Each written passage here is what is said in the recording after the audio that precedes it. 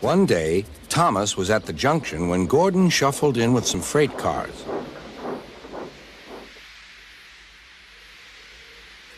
Phew, remarked Thomas. what a funny smell. Can you smell a smell? I can't smell a smell, said Annie. A funny, musty sort of smell, said Thomas.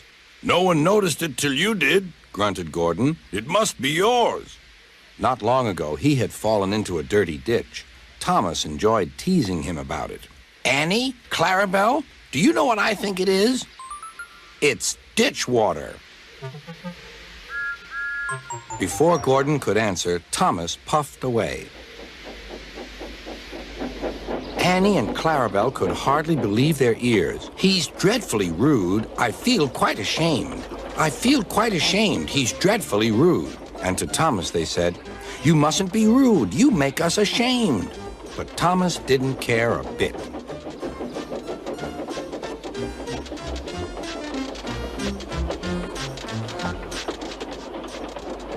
That was funny. That was funny, he chuckled. He felt very pleased with himself.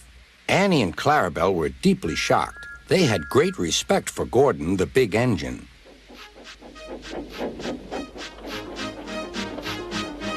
Thomas left the coaches at the station and went off to a mine for some cars.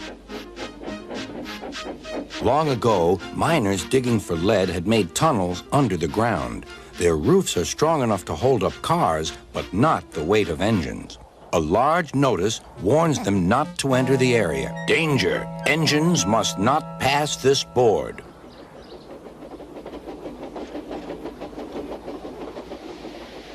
Silly old board, thought Thomas. He had often tried to pass it, but had never succeeded. But this morning he had made a plan. The fireman went to throw the switch. Now for my plan, thought Thomas. Bumping the cars fiercely, he jerked his driver off the footplate and followed them into the siding. "Come back!" yelled his driver. Fire and smoke, said Thomas. I'm sunk.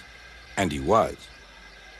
Oh, dear, he said. I am a silly engine. And a very naughty one, too. I saw you, said Sir Topham Hatt. Please get me out. I won't do it again. I'm not sure.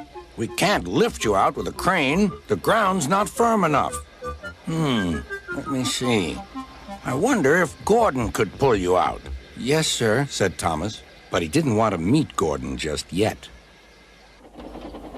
Down a mine, is he? Laughed Gordon. What a joke!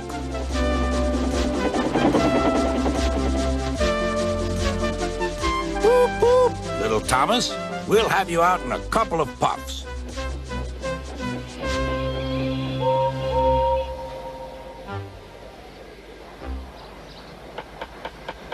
Strong cables were fastened between the two engines. Are you ready? Heave!